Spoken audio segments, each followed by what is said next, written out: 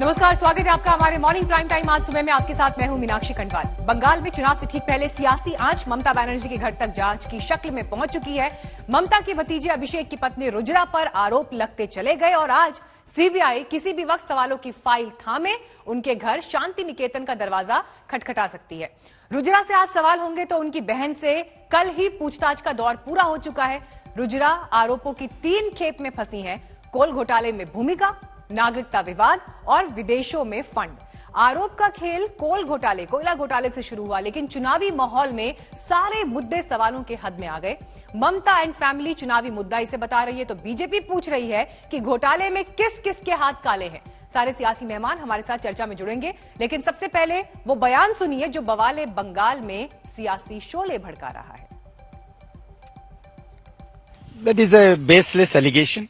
There is a baseless allegation. जो भी investigation agencies है वो अपना काम करते हैं। सरकार हर दिन, हर विषय, हर प्रांत का कोई हम उसमें हाथ नहीं लगाते। BJP is left with no allies. Akali Dal is left, other people have left, so their only allies are CBI and ED. They're trying to use their allies to browbeat, to threaten, to pressurize the TMC, which is their main opponent. Bengal में कई सालों से अलग अलग department, अलग अलग स्तर पर काफ़ी भ्रष्टाचार हुआ है। यहाँ के लोग सब जानते हैं, लेकिन इसका कोई निराकरण नहीं हो रहा था।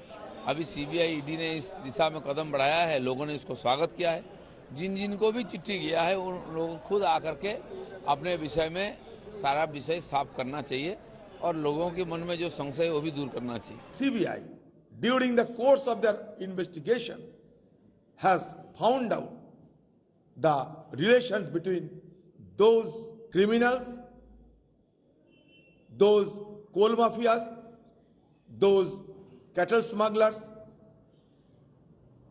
with the ruling party's political apathy. तो आपको सियासी बयानबाजी जबरदस्त तरीके से बंगाल में दिखाई दे रही है, लेकिन रुजिरा, अभिषेक बनर्जी की पत्नी, आज सीबीआई पहुंचेगी उनके घर सवाल जवाब के लिए। रुजिरा जिस तरह से सुर्खियों में आई है, आपको हम ये बताते हैं कि रुजिरा के ऊपर मुख्य 3 आरोप क्या हैं। इसके लिए हमारे पास खास ग्राफिक्स इस वक्त हैं। सबसे बड़ी बात यह कि कोल घोटाले में भूमिका, लेकिन सवाल जवाब जिस तरह के लेन देन है उनको लेकर है। दूसरा बड़ा आरोप जो रुजिरा के ऊपर है वो फंड को लेकर है। ये 3 बड़े आरोप हम इस वक्त आपको दिखा भी रहे हैं यहां पर, जो रुजिरा के ऊपर इस वक्त लग रहे हैं। ये 3 बड़े आरोप अगर आप देखें तो इसमें कोयला घोटाले को लेकर, क्योंकि सीबीआई पूछताछ के लिए पहुंची है, तो कोयला घोटाले में लेन देन का जो ये आरोप है ये उन पर पहला आरोप। दूसरा, विदेशी खातों में कितने फंड्स हैं, इसका सोर्स क्या है, इसे लेकर सवाल जवाब होंगे। और तीसरा विवाद नागरिकता को लेकर भी है। उनका जन्म बैंकॉक में हुआ, हालांकि इससे पहले कोलकाता हाईकोर्ट ने उन्हें इस मामले में राहत भी दी थी, क्योंकि ओवरसीज पासपोर्ट जो है वो उनके नाम पर दर्ज है। लेकिन ये विवाद खत्म हो गया था, लेकिन अब सिरे से ऐसा लग रहा है कि विवादों की एक नई किश्त रुजिरा के साथ शुरू हो गई है।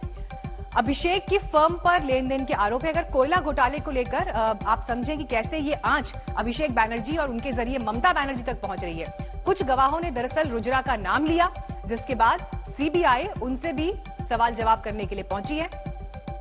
रुजिरा की फर्म भी संदेह के घेरे में है और इसीलिए आज की ये पूछताछ और अहम हो जाती है। तो आज जब सीबीआई पहुंचेगी 11 बजे से 3 बजे का ये समय रुजिरा की तरफ से सीबीआई को जवाब के तौर पर दिया गया कि टीम 11 बजे से 3 बजे के बीच उनके पास आ सकती है पूछताछ के लिए। इससे पहले रुजिरा की बहन से पूछताछ हो चुकी है और जांच के दायरे में रुजिरा की बहन भी आई है। अब नागरिकता पर जो विवाद है वो भी आपको बता दें। रुजिरा का जन्म बैंकॉक में हुआ। थाई नागरिकता, थाई पासपोर्ट उनके पास था कई दस्तावेज में, लेकिन भारतीय नागरिकता मेंशन है। तो ये जो डिफरेंस दिखाई दे रहा है इसी को लेकर विवाद था। 2010 में भारतीय दूतावास से PIO कार्ड उन्हें मिला। कार्ड में पिता का नाम निफोन नरूला। 2017 में कोलकाता के FRRO में आवेदन। PIO कार्ड को OCI में बदलने का भी जो है ये आवेदन, नए आवेदन में लगाया था। विवाह का प्रमाण पत्र, विवाह प्रमाण पत्र में पता लेकिन दिल्ली का है। और पिता का नाम देखिए यहां पर दूसरा दिखाई दे रहा है, गुरशरण सिंह आहूजा। और 2019 में गृह मंत्रालय की तरफ से नोटिस गया, क्योंकि ये जो डॉक्यूमेंट्स में नाम को लेकर जो गड़बड़ी थी उस पर तथ्य छिपाने का आरोप लगा। तो ये मुख्य तौर पर मोटे मोटे आरोप जो हैं हमने आपको बताया कि जो अलग अलग परिस्थिति को लेकर इस वक्त दिखाई दे रहे हैं। हमारे साथ तमाम खास मेहमान इस वक्त जुड़ रहे हैं। बीजेपी से सुकांता मजूमदार हमारे साथ जुड़ गए हैं, आप सांसद भी हैं। इसके अलावा जितेंद्र तिवारी टीएमसी से हमारे साथ चर्चा में शामिल हो रहे हैं। शुरुआत में इस वक्त आपके साथ ही जितेंद्र तिवारी जी करना चाहूंगी। आज रुजिरा बनर्जी के घर पहुंच रही है सीबीआई की टीम पूछताछ के लिए।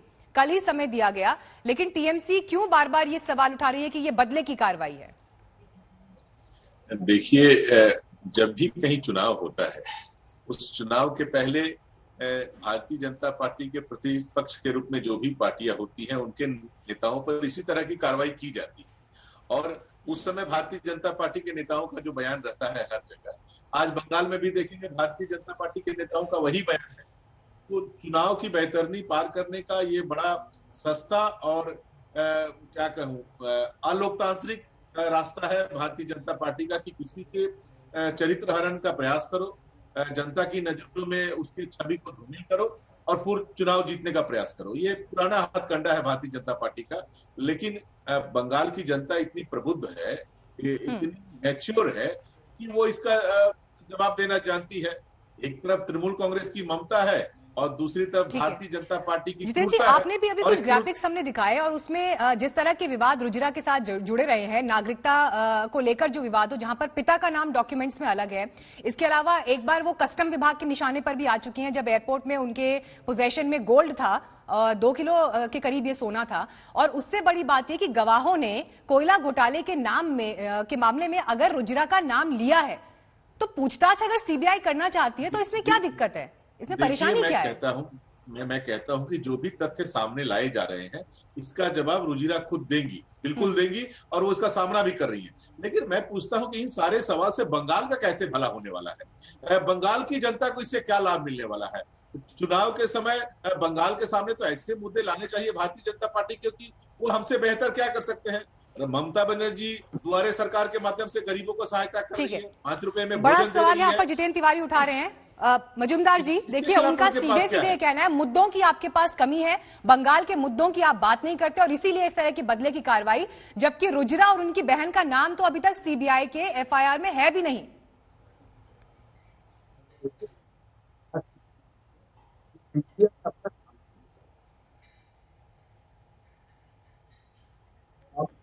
लेकिन मेरा क्वेश्चन है कि एक आई नागरिक जो बाद में क्लेम करता है कि मैं भारत का भी नागरिक, अलग अलग डॉक्यूमेंट्स में पिता का नाम कंप्लीटली डिफरेंट नाम आता है।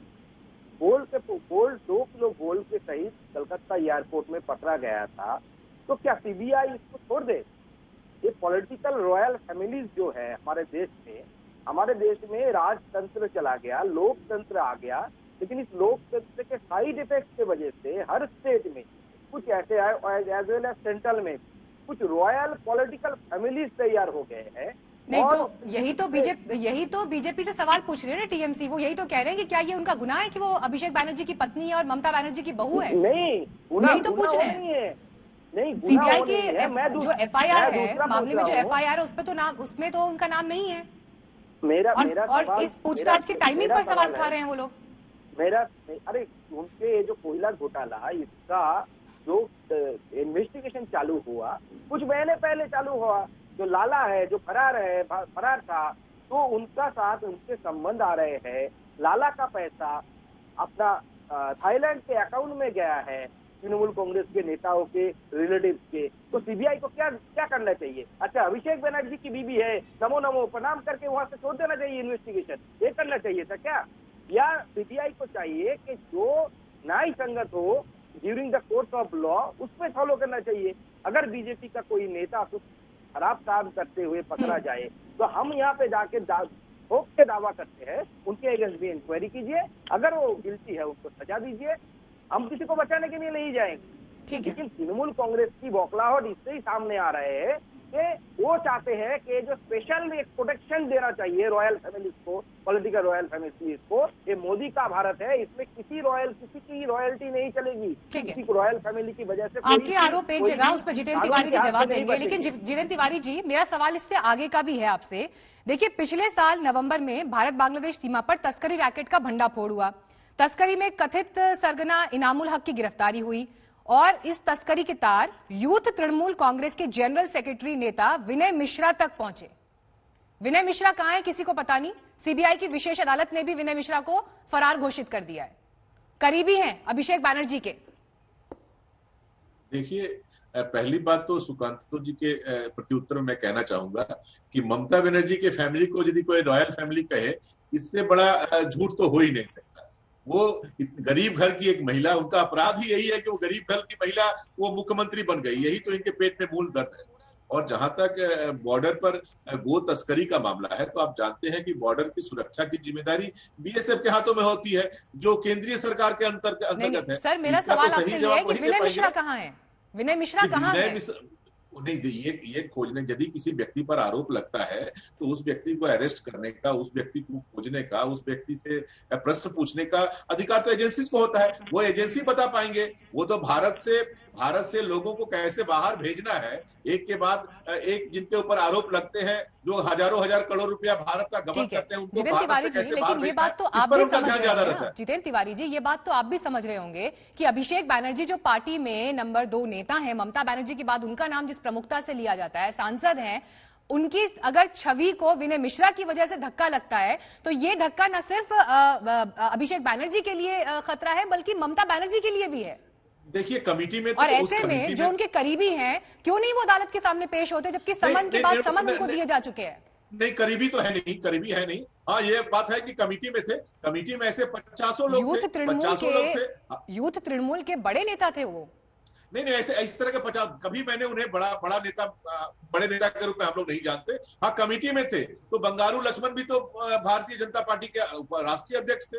उन्होंने गलती की, उसकी सजा उन्हें मिली। तो यदि कोई गलती करेगा उसकी सजा उसे मिलेगी। लेकिन वो हमारे बड़े नेता थे या अभिषेक के घनिष्ठ थे, ये सारी बातें कहना ये ठीक नहीं। हम लोगों ने कभी अभिषेक जी के साथ उनकी घनिष्ठता नहीं देखी। हाँ, कमेटी में बहुत से लोग थे, उनके साथ वो भी थे। अब पहले से थे, किसी का ब्लड टेस्ट करके तो ऐसा कोई नियम नहीं है, ब्लड टेस्ट करके पता चल जाए कि किसके मन में क्या है। कभी कभी होता है, और कितनी सच्चाई है एलिगेशन पर, ये तो जांच के बाद पता चलेगा। लेकिन बड़े नेता वो कभी भी नहीं थे। विनय मिश्रा हमारे पार्टी के कभी बड़े नेता नहीं थे। किसी आंदोलन में हमने उन्हें नहीं देखा है, किसी आंदोलन में हमने नहीं देखा, जमीन के आंदोलन में, सिंगूर के आंदोलन में नहीं देखा, नंदीग्राम के आंदोलन में नहीं देखा, तो हम कैसे उन्हें बड़ा नेता मान लें? चलिए, आपकी पार्टी के नेता ही बताते हैं कि वो कितने करीबी थे। तमाम तस्वीरें उपलब्ध हैं, ऐसी बात नहीं है। आज आप इस बात से इनकार कर रहे हैं आरोपों के बाद, जब उन्हें अदालत ने फरार घोषित कर दिया।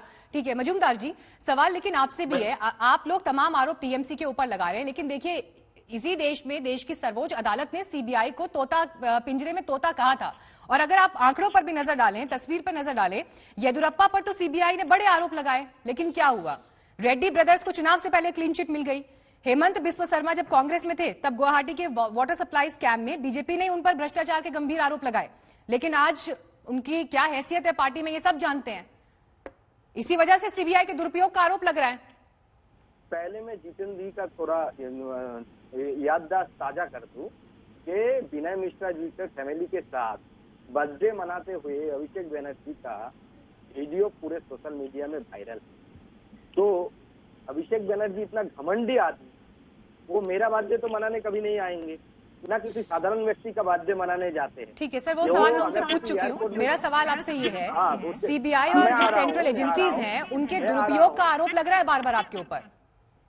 देखिए, तोता जब parrot and cage supreme court ने कहा था, तब कांग्रेस की सरकार के समय, मनमोहन सिंह जी की सरकार के समय ये आरोप लगते हुए, लेकिन हमारे समय में सीबीआई ने प्रामाणिकता से काम किया। अब बहुत सारे इन्वेस्टिगेशन, मैंने उदाहरण आपको येदियुरप्पा जी का दिया, हेमंत बिस्व शर्मा जी का दिया, मुकुल रॉय जी का उदाहरण दिया मैंने आपको।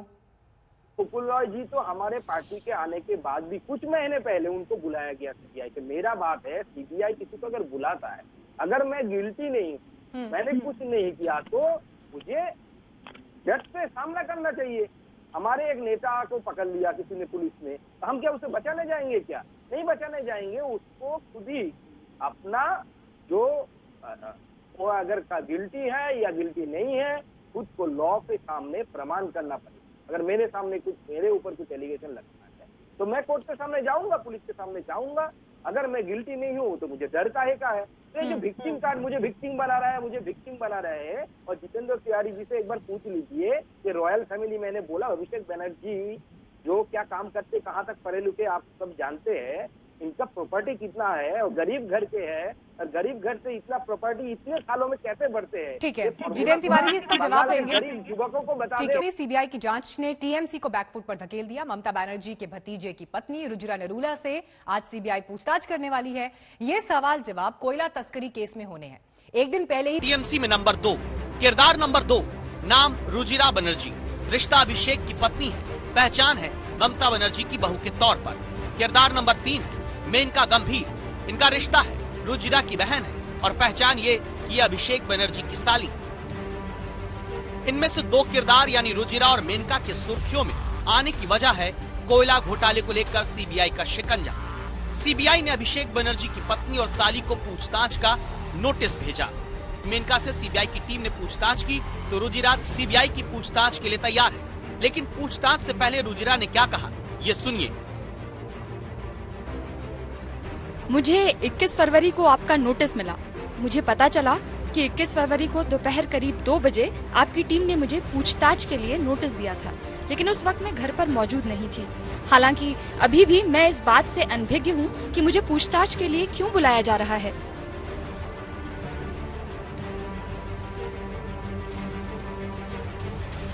हम आपको इस केस की एक डिटेल बताएं, उससे पहले आपको सीबीआई नोटिस की टाइमिंग को लेकर बंगाल में जुबानी फाइट की झांकी देखनी है। ये संस्था जो है ये कार्रवाई कर रही है, उसके बारे में कोई टिप्पणी नहीं करेंगे। इस देश में लॉ है, जो लॉ है, जो है आइन जो है उसके रास्ते में चलेंगे, और कान अगर पकड़ के आप खींचेंगे तो माथा तक तो पहुंचेगी। वही हुआ है, बंगाल भी यही चाहती है। लेकिन देखने वाली बात है कि यहाँ से अल्टीमेट डेस्टिनेशन जो है वो कहाँ तक पहुँचती है। যদি কয়লা পাচার কাণ্ডে জড়িত থাকে পাঠাতেই পারে নোটিশ সিবিআই। আমরা দেখবো যেন নিরপেক্ষ তদন্ত হয়, কিন্তু এটাও তো দেখবো যে হ্যাঁ কোনো অপরাধী যেন নিষ্কৃতিও না পায়। আমি এটার মধ্যে পুরো কিছু অবাক হওয়ার মতো কিছু দেখছি না, কারণ बंगाल की सियासी फाइट के सेंटर पॉइंट में ममता बनर्जी के भतीजे अभिषेक बनर्जी। आज बंगाल में टीएमसी के सीनियर लीडर्स का पार्टी छोड़ना हो या फिर ममता राज में भ्रष्टाचार के आरोप हो, सभी के पीछे एक ही नाम गूंज रहा है, यानी अभिषेक बनर्जी। तो क्या अभिषेक पर आने वाले दिनों में शिकंजे की आंच ममता बनर्जी तक पहुंच सकती है? इसे आप जांच वाली रोड के स्टॉपेज वाले ग्राफिक से समझिए। अभी जांच वाली सड़क पर सीबीआई अभिषेक बनर्जी की पत्नी रुजिरा के घर तक पहुंची है। आरोप 2 है, पहला कोयला घोटाले में रोल की बात, दूसरा रुजिरा की नागरिकता। जांच की यही सड़क रुजिरा से होते हुए उनकी बहन यानी अभिषेक की साली मेनका गंभीर तक पहुंच चुकी है। इसके बाद पूछताछ की यही सड़क अभिषेक बनर्जी तक पहुंच सकती है। अगर ऐसा हुआ तो जांच का आखिरी स्टॉपेज ममता बनर्जी पर खत्म हो सकता है, क्योंकि रुजिरा इससे पहले गोल्ड स्मगलिंग केस में फंस चुकी है। तब भी ममता बनर्जी और उनके भतीजे अभिषेक ही विपक्ष के निशाने पर थे। कुछ नहीं है, इसमें दखलदारी करने का कोई सवाल ही नहीं है।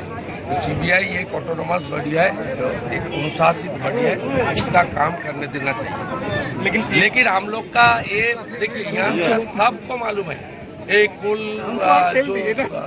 Smuggling, sand smuggling, stone smuggling और गाँव तस्करी, गाय का तस्करी, इस सभी में गोलाबाज भाईपो और उसकी एसोसिएट सब जुड़ा हुआ है। ये सबको मालूम है। তো হাতে এই এজেন্সিগুলো আছে যারা যাদেরকে ওরা চোর বলেছিল, যাদের ভাগ বলেছিল, তাদেরই তো দেখছি ওদের মন্ত্রীদের পাশাপাশি ঘুরে বেড়াচ্ছে। তা মানুষ সিবিআই বলুন, ইডি বলুন, ইনকাম ট্যাক্স বলুন, এগুলো সবাই জেনে গেছে। এগুলো আর নিরপেক্ষ বলে কিছু নেই, এগুলো সব বিজেপির অফিস হয়ে গেছে। ये आरोप सिर्फ बयानों तक सीमित नहीं। बीजेपी नेता शुभेंदु अधिकारी ने सीधा हमला बोलते हुए लेन देन के डॉक्यूमेंट को ट्वीट किया। आरोप के मुताबिक कोयला घोटाले की जांच के दौरान सीबीआई को पता चला है कि ये मामला बंगाल में कोयला तस्करी से अवैध कमाई की जांच का है। पिछले साल से सीबीआई इसकी छानबीन कर रही है। कोयला तस्करी के किंगपिन अनूप लाला के कुछ ट्रांजैक्शन से अभिषेक बनर्जी की पत्नी पर शक हुआ। यह आरोप है कि अनूप लाला ने कुछ ट्रांजैक्शन अभिषेक बनर्जी की पत्नी रुजिरा नरूला बनर्जी के बैंक अकाउंट में किए, जो बैंक अकाउंट विदेश में है। ये सब साफ करने के लिए ही सीबीआई उनसे पूछताछ के लिए पहुंची। रुजिरा बनर्जी का जो किरदार है, जो रोल है, जो सीबीआई कह रही है कि she appears to be fact of the case, जो कि कोल स्मगलिंग केस है, उसी के अंडर ये नोटिस सर्व किया गया। लेकिन इस नोटिस के पीछे सियासी खेल के बड़े आरोप लग रहे हैं। CBI and ED, they're trying to use their allies to browbeat, to threaten, to pressurize the TMC, which is their main opponent. CBI का शिकंजा कसा तो ममता एंड फैमिली की मुश्किलें बढ़ेंगी, क्योंकि पूछताछ का अगला नंबर ममता बनर्जी के बाद टीएमसी में नंबर 2 यानी अभिषेक बनर्जी का होगा। बीजेपी पहले दिन से ममता को घेरने के लिए अभिषेक पर हमलावर है, क्योंकि ममता स्टाइल राजनीति में यही एक चैप्टर ऐसा है जो टीएमसी में बिखराव और बीजेपी के बदलाव वाले प्लान का मुख्य कैरेक्टर बन चुका है। इंद्रजीत कुंडू के साथ अनुपम मिश्रा, कोलकाता आज तक। ममता बनर्जी के भतीजे अभिषेक बनर्जी की पत्नी रुजिरा इस वक्त सीबीआई के सवालों का सामना करेंगी। आज उनके घर सीबीआई की टीम किसी भी वक्त पहुंच सकती है। आपको बता दें कि इससे पहले रुजिरा की बहन से पूछताछ हो चुकी है। कोयला घोटाला, जिस तरह से बंगाल चुनाव से पहले इसकी एंट्री हुई है, आपको हम ये भी बता दें कि रुजिरा पर दरअसल किस तरह के आरोप हैं, जिसके बाद सीबीआई की टीम उनके घर पहुंच रही है। ये मामला गंभीर इसलिए भी हो जाता है क्योंकि अभिषेक बनर्जी की फर्म पर भी लेन देन के कुछ आरोप हैं और ममता बनर्जी के बाद अगर पार्टी में सबसे ज्यादा किसी की चलती है तो वो अभिषेक बनर्जी हैं। विरासत में उनको सियासत मिली और ऐसे में ये आरोप चुनाव से पहले अगर टीएमसी के सबसे बड़े चेहरों की तरफ आते हुए दिखाई दे रहे हैं तो चुनाव तक ये क्या शक्ल लेंगे, इस पर सवाल है और इसी वजह से सियासी बयानबाजियां भी लगातार जारी हैं। ईएसएल के इलाके में कोयला चोरी की शिकायत हुई। ये वही कंपनी जो इस वक्त सीबीआई के रडार पर है। ईएसएल, सीआईएसएफ, रेलवे और अधिकारियों पर भी केस हुए क्योंकि वहां पर किस तरह से अवैध खनन चल रहा था और ये घोटाला जो हुआ है उसको लेकर जो अधिकारी उस दौरान जिम्मेदारी पर थे उन पर गंभीर आरोप हैं। केस दर्ज हुआ 27 नवंबर 2020 को। उसके बाद से ये इन्वेस्टिगेशन जारी है। यही वजह है कि बीजेपी की तरफ से बार बार ये कहा जा रहा है कि जो टाइमिंग का सवाल टीएमसी उठा रही है, नवंबर 2020 से ही ये इन्वेस्टिगेशन चल रहा है। लेकिन अभिषेक बनर्जी के करीबी विनय मिश्रा विशेष अदालत सीबीआई की फरार घोषित कर चुकी है क्योंकि 4 समन के बावजूद भी विनय मिश्रा पेश नहीं हुए। और इन सब के बीच आपको हम ये भी सुनवा दें कि ममता बनर्जी जब सीबीआई की एंट्री हुई है इस पूरे केस में, उन्होंने क्या कहा। बांग्ला माने ओ बंगाल, वो तो सबसे खराब है। ये एक attitude, the perception is so bad. বাঙ্গাল বলেছে, কাঙ্গাল বলেছে, কত কি বলে বেড়াচ্ছে। দিল্লির কোন কোন নেতা বাঙালিদের মেরুদণ্ড কি করে ভেঙে দিতে হয় আমরা জানি। আমি বলি আসুন না একটু চেষ্টা করে দেখুন না। অনেকবার তো ভেঙে দেওয়ার চেষ্টা করেছেন, আজও করছেন। আপনাদের ধমকানি চমকানি আর জেল টেল দেখি প্লিজ আমাদের ভয় দেখাবেন না। আমাদের মেরুদণ্ড ভেঙে দেওয়া অত সহজ নয়। तो ममता बनर्जी सीधे सीधे कह रही है कि हमारी रीढ़ की हड्डी तोड़ना इतना आसान नहीं और ना ही हम डरेंगे और ना ही हम झुकेंगे। सीधे आपको हम ग्राउंड पर ले चलते हैं। कोलकाता में इस वक्त सूर्याग्नि हमारे साथ मौजूद है। अब सूर्याग्नि देखिए जिस तरह से भी ममता बनर्जी, अभिषेक बनर्जी और पार्टी के बड़े नेता बयान दे रहे हैं, स्टेटमेंट्स दे रहे हैं, लेकिन उन सबसे अलग रुजिरा को आज सीबीआई के सवालों का सामना करना होगा। किस तरह के इनपुट्स मिल रहे हैं, कब तक टीम वहां पहुंचेगी, कौन कौन अभी घर पर मौजूद है? देखिए कल रुजिरा नरूला बनर्जी ने एक चिट्ठी लिखा था सीबीआई के लिए, जहां पे उन्होंने मेंशन किया है कि उनको पता है नहीं कि उनकी पूछताछ क्यों होने वाली है, किस विषय पे होने वाली है, लेकिन वो कोऑपरेट करेंगी। और आज का समय दिया है उन्होंने 11 से लेकर 3, इसी घर पे, जो घर हमारे पीछे है, वहां पे सीबीआई को बुलाया है उन्होंने, और उन्होंने कहा है कि वो बातचीत करेंगे, पूरा कोऑपरेट करेंगे। ऐसा ही चिट्ठी में उन्होंने लिखा है। सीबीआई की टीम 11 से 3 के बीच में कभी भी आ सकती है। हमारे सूत्रों के अनुसार 11 के आसपास ही आएगी सीबीआई की टीम। मेनका गंभीर जो उनकी बहन है, कल भी 11:55 को मेनका गंभीर के घर गई थी सीबीआई की टीम। वहां पे 2 गाड़ियां गई थी सीबीआई की, जिसमें करीबन 8 लोग थे शामिल, जिसमें 2 फीमेल ऑफिसर्स भी सीबीआई के थे। आज देखना यह है कि क्या वो टीम एक्सटेंड होता है, क्या वही टीम आती है कि नहीं, वो देखना सबसे ज्यादा इंपॉर्टेंट होगा। कल मेनका गंभीर के साथ करीबन 3 3 घंटे से थोड़ा ज्यादा देर की बातचीत हुई थी सीबीआई के साथ। आज ये भी देखना होगा कि क्या सीबीआई कितना पूछताछ करती है रुजिरा नरूला बनर्जी के साथ। ये इसको छोड़कर जो आप बात कर रही हो कि ममता बनर्जी और अभिषेक बनर्जी जो बीजेपी को कॉन्स्टेंटली वो लोग अटैक करते आ रहे हैं, कि उन्होंने बारंबार ये कहा है, दावा किया है कि जब भी इलेक्शन आता है ये देखा जाता है कि सेंट्रल यानी कि बीजेपी की सरकार सीबीआई, ईडी इन एजेंसीज को भेजती है और यहाँ की लीडरशिप को डराने धमकाने की कोशिश करती है। ये दावा तृणमूल के जो सबसे दो इम्पोर्टेंट चेहरे हैं ममता बनर्जी और अभिषेक बनर्जी, ये लोग आज से नहीं कर रहे हैं, बल्कि बहुत दिनों से ये दावा ये दोनों करते आ रहे हैं। खाली ये दोनों नहीं बल्कि बहुत सारे हेवीवेट नेता तृणमूल के ये दावा करते आ रहे हैं। आप आगे भी नजर बनाए रखें, आप अभिषेक बनर्जी के घर के बाहर ही मौजूद हैं, आपके पास हम अपडेट्स के लिए लौटते रहेंगे। चर्चा को यहाँ पर आगे बढ़ाते हैं। जितेंद्र तिवारी जी, मैं रुख आपका करना चाहूंगी।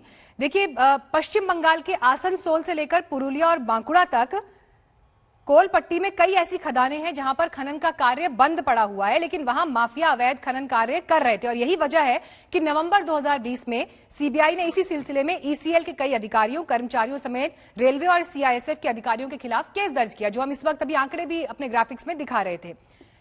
सरकार की भी तो ये विफलता है ना कि आपकी नाक के नीचे ये अवैध खनन चल रहा था और नहीं मालूम चला, एक्शन नहीं हुए।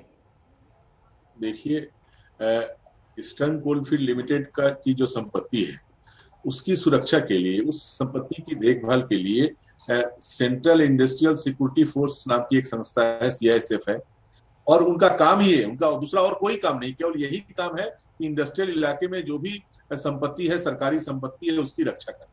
और सीआईएसएफ किसके अंतर्गत है? केंद्रीय सरकार के अंतर्गत है। वो क्या कर रहे थे? ये इस इलाके में भारतीय जनता पार्टी के 2 सांसद हैं, मंत्री हैं, वो लोग क्या कर रहे थे? उनकी जिम्मेदारी नहीं है, जिम्मेदारी सारे लोगों की है, ये कलेक्टिव रिस्पॉन्सिबिलिटी है और कलेक्टिव रिस्पॉन्सिबिलिटी सारे लोगों को लेनी चाहिए। राज्य सरकार आंखें मूंद रहेगी वहां पर अवैध खनन? नहीं, हम ये नहीं, बिल्कुल नहीं। सिर्फ ये सोचेगी कि ठीक है, अगर वहां अवैध खनन हो रहा है तो केंद्र देखेगा, हमारी कोई जिम्मेदारी नहीं है उसके प्रति। देखिए, मैं आपको कहता हूं, आप यहाँ पता करेंगी तो आपको पता चलेगा कि सैकड़ों केस हुए, हजारों लोगों को अरेस्ट किया गया, हजारों लोगों के खिलाफ कार्रवाई की गई।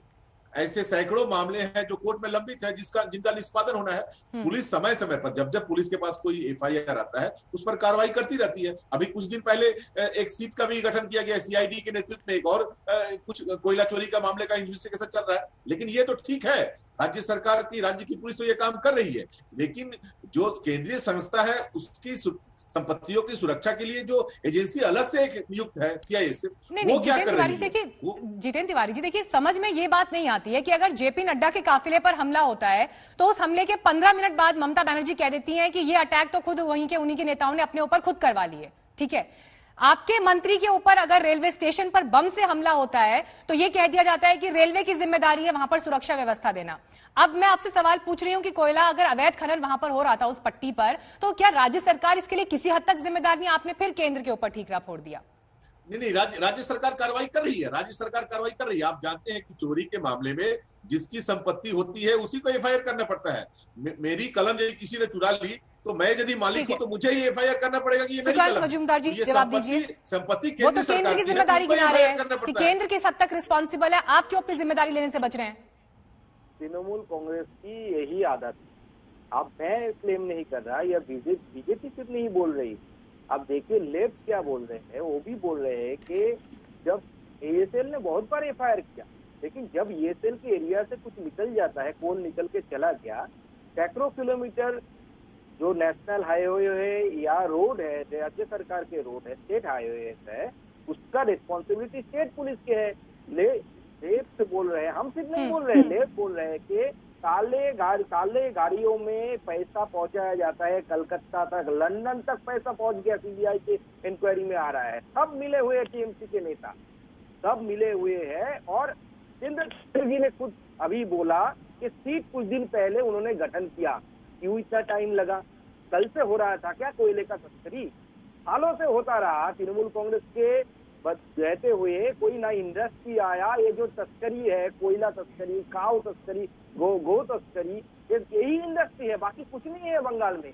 अगर बताऊं एज फॉर एन एग्जाम्पल, अगर आप इसी वक्त आपके प्रतिनिधि को मेरे संसदीय क्षेत्र में भेजेंगे, मेरे संसदीय क्षेत्र में हिली बोल के एक इंटरनेशनल बॉर्डर है, वहां पे जाएंगे कि देखेंगे हिली बॉर्डर से 16 किलोमीटर 15 किलोमीटर दूर तक। लेकिन मजूमदार जी देखिए, इन्वेस्टिगेशन तक तो बात ठीक है, लेकिन यही सवाल तो उठता है ना कि जिन टाइमिंग पर इस तरह के इन्वेस्टिगेशन होते हैं चुनाव से पहले और उसके बाद ये केसेस कोर्ट में टिक क्यों नहीं पाते? कन्विक्शन रेट कितना है ऐसे मामलों का? इसी वजह से जो है यहाँ पर पॉलिटिकल वेंडेटा का सवाल उठ रहा है आपके ऊपर।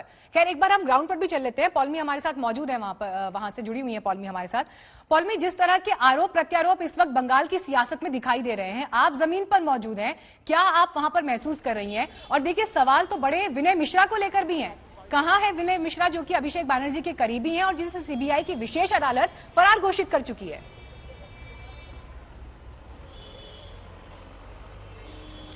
कहाँ है विनय मिश्रा, ये तो अभी भी सवाल बना हुआ है मीनाक्षी, क्योंकि सीबीआई, जैसे आपने कहा, एफआईआर दर्ज हो चुका है काफी लोगों के खिलाफ, जिनमें से विनय मिश्रा एक है। ईस्टर्न कोलफील्ड के काफी जो एम्प्लॉइज थे उनके खिलाफ भी एफआईआर दर्ज हो चुका है। जो लाला कहलाए जाते हैं, जिनको किंग पिन मानते हैं, अनूप माझी, वो भी फरार है। तो काफी सारे लोग ऐसे हैं जिनसे सीबीआई जिनको दोषी मानती है, पर वो अभी भी फरार है और उनके शिकंजे में नहीं आए हैं। पर कुछ ही देर में जो सीबीआई की टीम है वो यहाँ पहुंचेंगी, जहां मैं इस वक्त खड़ी हूं अभिषेक बैनर्जी के घर के बाहर, जहां पर वो आएंगे सवाल जवाब करने अभिषेक बैनर्जी की पत्नी रुजिरा नरूला बैनर्जी से। रुजिरा नरूला बैनर्जी ने कल ही सीबीआई के नोटिस का जवाब देते हुए कहा था कि मुझे ये तो नहीं पता कि आप मुझसे क्यों सवाल जवाब करना चाहते हैं इस इन्वेस्टिगेशन में, पर 11 से 3 के बीच आप आ सकते हैं मेरे घर। 23 फरवरी को मैं मौजूद रहूंगी, आप अपना शेड्यूल बता दीजिएगा। तो रुजिरा नरूला बैनर्जी अंदर है। कुछ ही वक्त पहले हमने एक लॉयर को भी अंदर जाते हुए देखा है। तो पूरी तरह से तैयारी के साथ रुजिरा अंदर मौजूद है, सीबीआई के आने का इंतजार है और इससे क्या सामने आता है ये देखना भी जरूरी है। अब सीबीआई का कहना है कि मनी लॉन्ड्रिंग का केस, मनी लॉन्ड्रिंग का एक केस तो है जो ईडी इन्वेस्टिगेट कर ही रही है इस कोल स्मगलिंग केस को लेकर, इस कोयला स्मगलिंग केस को लेकर। पर एक एंगल है जो सीबीआई का कहना है कि काफी सारे लोगों ने जो अक्यूज्ड है, जिनसे क्वेश्चनिंग हुई है इस केस में, उनका कहना है कि वो प्रोटेक्शन मनी देते थे कुछ नेताओं को, कुछ गवर्नमेंट ऑफिशियल्स को। शायद उसमें रुजिरा का नाम सामने आया है, ऐसा कुछ सीबीआई के सूत्रों का कहना है, पर इसकी कोई पुष्टि नहीं हुई है। सीबीआई अभी तक खुलकर सामने नहीं आई है कि क्या है रुजिरा नरूला का इन्वॉल्वमेंट, अगर है तो सही तो क्या है। बस उनका ये कहना है कि under section 160 of the CrPC हमने उनको नोटिस दिया है। इसका मतलब है कि she is a person familiar with the circumstances and the facts of the case. तो इस सवाल जवाब में क्या बाहर निकल कर आता है ये तो अब देखना बाकी है। पॉल में आप नजर बनाए रहे, आपके पास लौटेंगे अपडेट्स के लिए। फिलहाल आपका बहुत बहुत धन्यवाद चर्चा में यहाँ पर जुड़ने के लिए, अपडेट्स देने के लिए। मजूमदार जी और जितेंद्र तिवारी जी, आपका भी बहुत बहुत धन्यवाद बातचीत में हमारे साथ जुड़ने के लिए। लेकिन आज सीबीआई की टीम पहुंच रही है रुजिरा नरूला का घर, नजर हमारी बनी रहेगी इस खबर पर लगातार। लेकिन सवाल यही कि कल प्रधानमंत्री भी जब वहां मौजूद थे हुगली की रैली में, उन्होंने कट मनी से लेकर भ्रष्टाचार समेत तमाम बड़े आरोप ममता बनर्जी और उनके सरकार पर लगाए हैं। बंगाल में सियासत की बिसात पर बीजेपी और टीएमसी के बीच चाल शुरू हो चुकी है। बीजेपी की पूरी रणनीति ममता और उनके भतीजे अभिषेक को घेरने की है। आज बंगाल की राजनीति के बड़े बड़े सियासी किरदार गायब हैं। लेफ्ट और कांग्रेस के दिग्गज नेता सुर्खियों के इंतजार में हैं।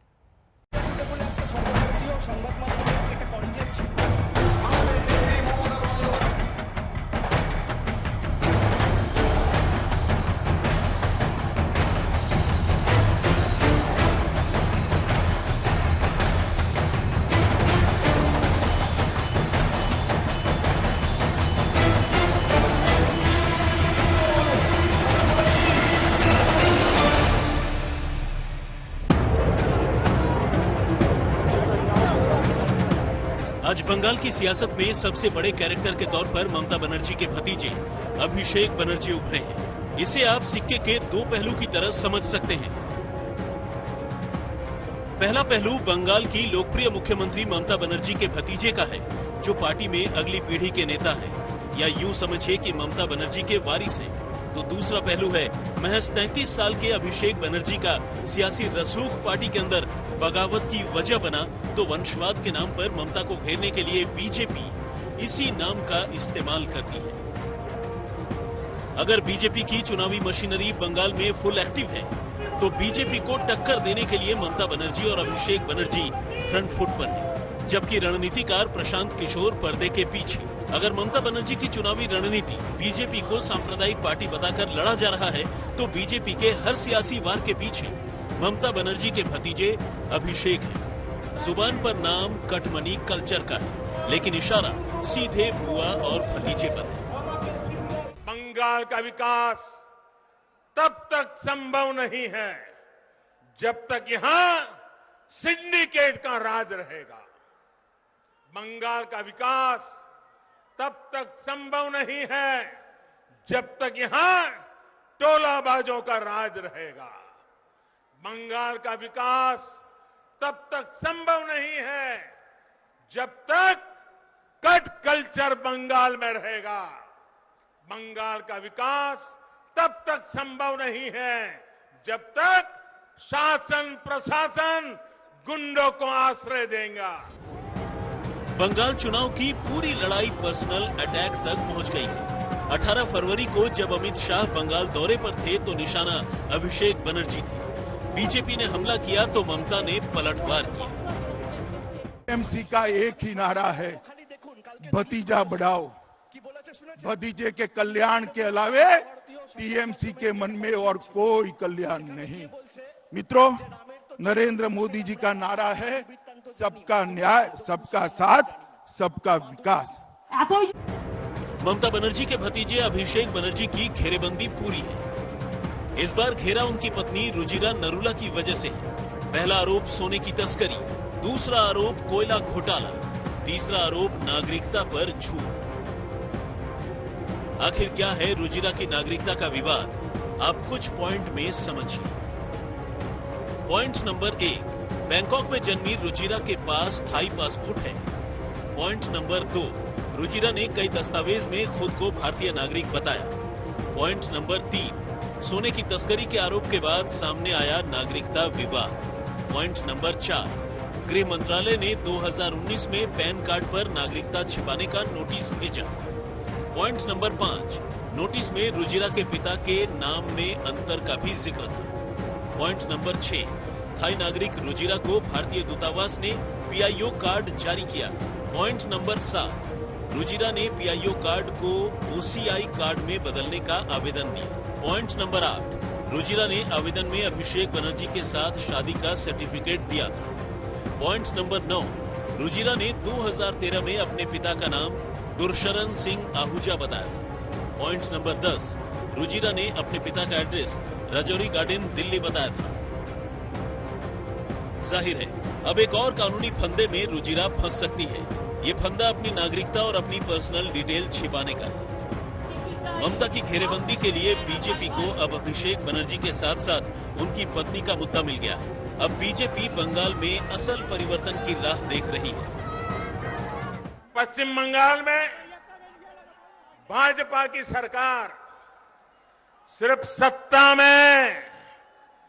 सत्ता में परिवर्तन के लिए नहीं, बल्कि आसोल परिवर्तन के लिए बनानी है। आसोल परिवर्तन, बल्कि यहां कमल खिलाना इसलिए जरूरी है ताकि पश्चिम बंगाल की स्थिति में वो आसोल परिवर्तन आ सके, जिसकी उम्मीद में आज हमारा नौजवान जी रहा है। बंगाल में बीजेपी ने अपना चुनावी अभियान ममता बनर्जी के भतीजे अभिषेक बनर्जी के कैरेक्टर के इर्द गिर्द बुना है, लेकिन ममता के गढ़ में ये चुनावी रणनीति कितनी कारगर साबित होगी, ये वक्त बताएगा। अनुपम मिश्रा के साथ इंद्रजीत कुंडू, कोलकाता, आज तक।